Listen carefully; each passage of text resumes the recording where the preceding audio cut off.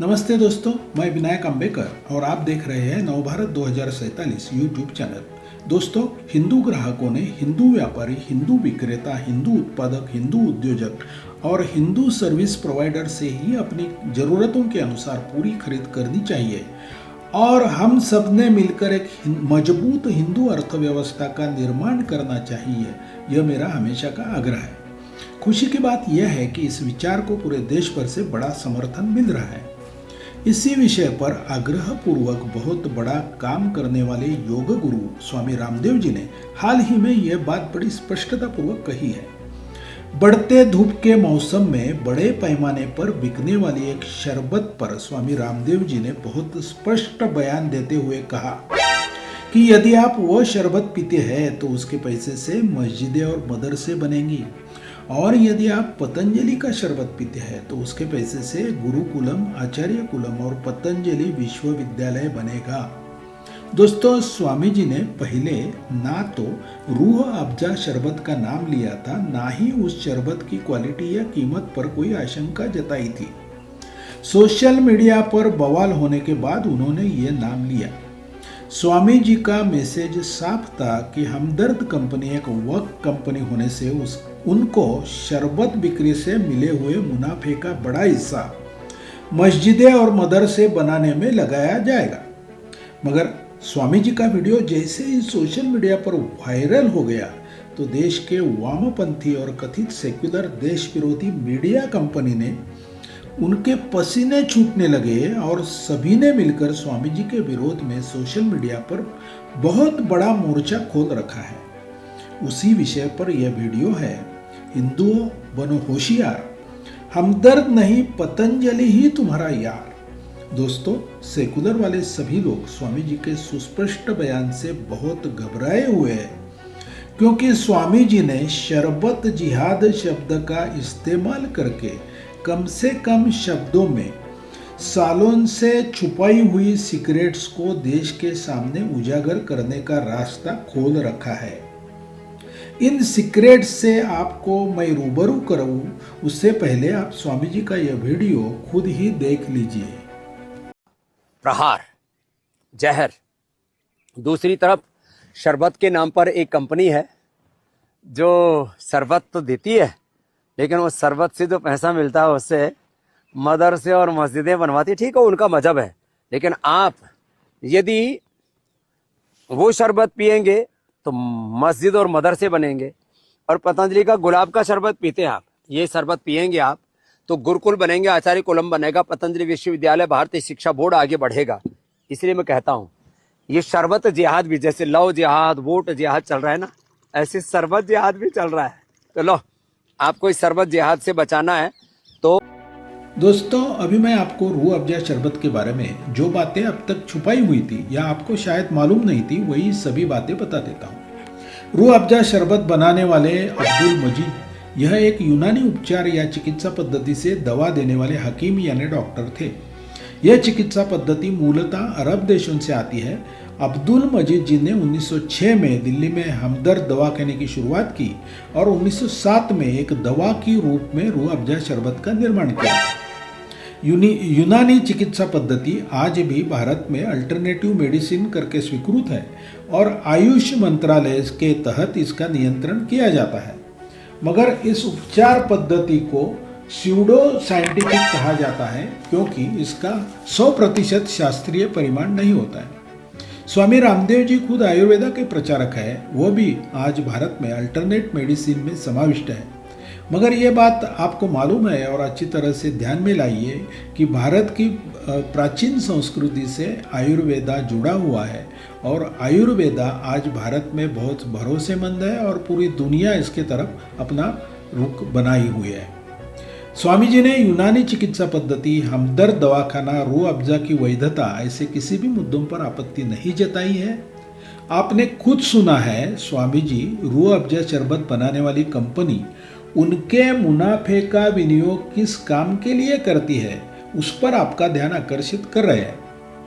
इधर आपको ये जानने में अच्छा रहेगा कि भारत में रूह अफ़ज़ा शरबत की जो हमदर्द इंडिया कंपनी है, जिसे 1947 में वक्फ बनाया गया था, यह एक नॉन प्रॉफिट कंपनी है जिसका अभी का स्टेटस ट्रस्ट का है और इसका 85% मुनाफा हमदर्द नेशनल फाउंडेशन के द्वारा और अन्य व्यवस्थाओं के द्वारा खर्च किया जाता है।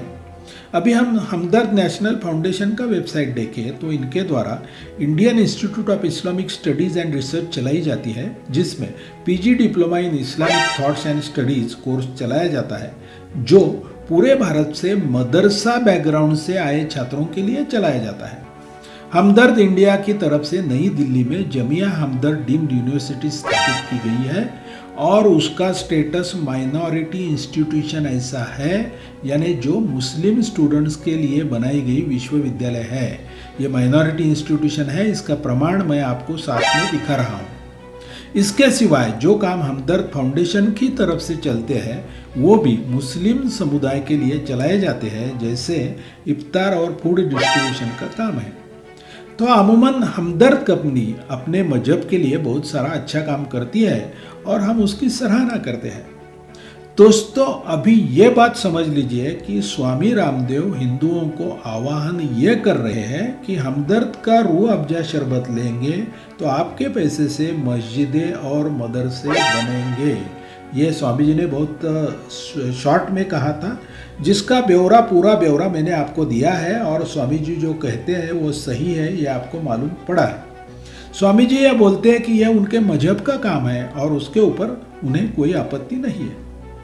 आगे वो हिंदुओं को बताते हैं कि हमदर्द कंपनी का पैसा जिस तरह मुस्लिम मजहब के लिए इस्तेमाल होता है, ठीक उसी तरह यदि आप पतंजलि का शरबत खरीदते हैं तो पतंजलि कंपनी आपके पैसे से गुरुकुलम, आचार्य कुलम, पतंजलि विश्वविद्यालय और भारतीय शिक्षा बोर्ड को चलाएंगी।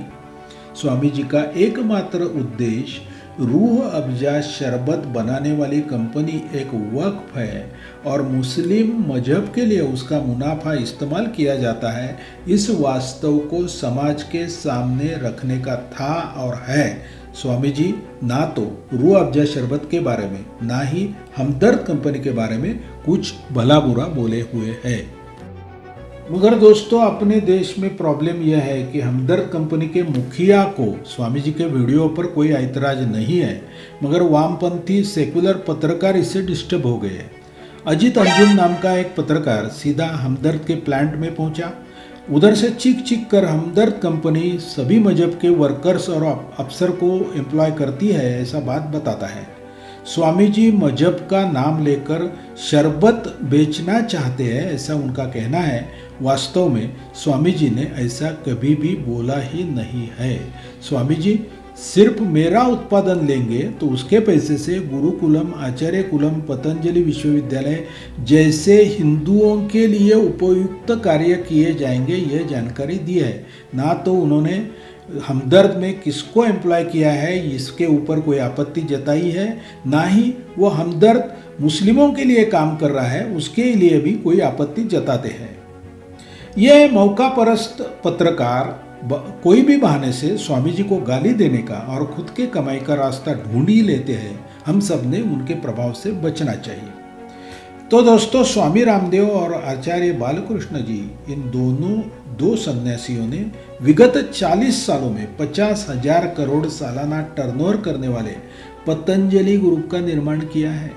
लाखों लोगों को प्रत्यक्ष अप्रत्यक्ष रोजगार दिया है। उन्होंने इतने बड़े टर्नओवर से कमाई हुई सारी राशि, सारा मुनाफा राष्ट्र निर्माण और भारतीय संस्कृति के और आयुर्वेद के विकास और संशोधन पर खर्च किया है। आइए उसकी भी एक झलक मैं आपको दिखा देता हूँ। वीडियो में आप एक ऐसी संस्था के बारे में जानने वाले हो जिसकी शुरुआत 2 सन्यासियों ने की और आज वही संगठन 40,000 करोड़ का व्यापार सालाना कर रहा है।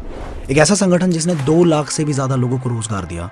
एक ऐसी संस्था जिसके फाउंडर्स 15-15, 18-18 घंटे काम करने के बावजूद सैलरी तक नहीं लेते और ऑर्गेनाइजेशन से हुए प्रॉफिट्स को वापस से जन कल्याण और रिसर्च एंड डेवलपमेंट में लगा देते हैं।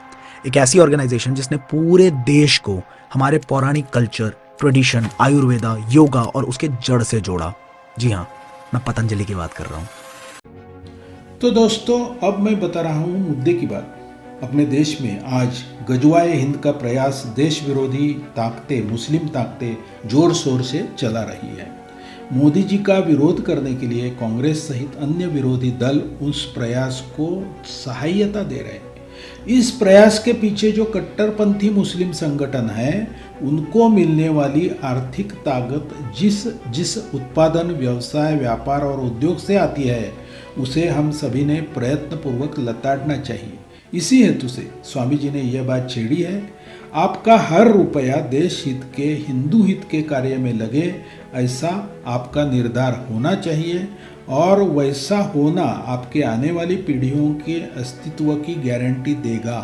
तो आप यदि पतंजलि के गुलाब शरबत का स्वीकार करेंगे और रूह अफ़ज़ा को दूर रखेंगे, यही मेरी प्रार्थना है। इस वीडियो में बस इतना ही। कृपया मेरे चैनल को सब्सक्राइब कीजिए और वीडियो पर आपकी राय कमेंट बॉक्स में ज़रूर रखिए। जय हिंद, जय सिया राम।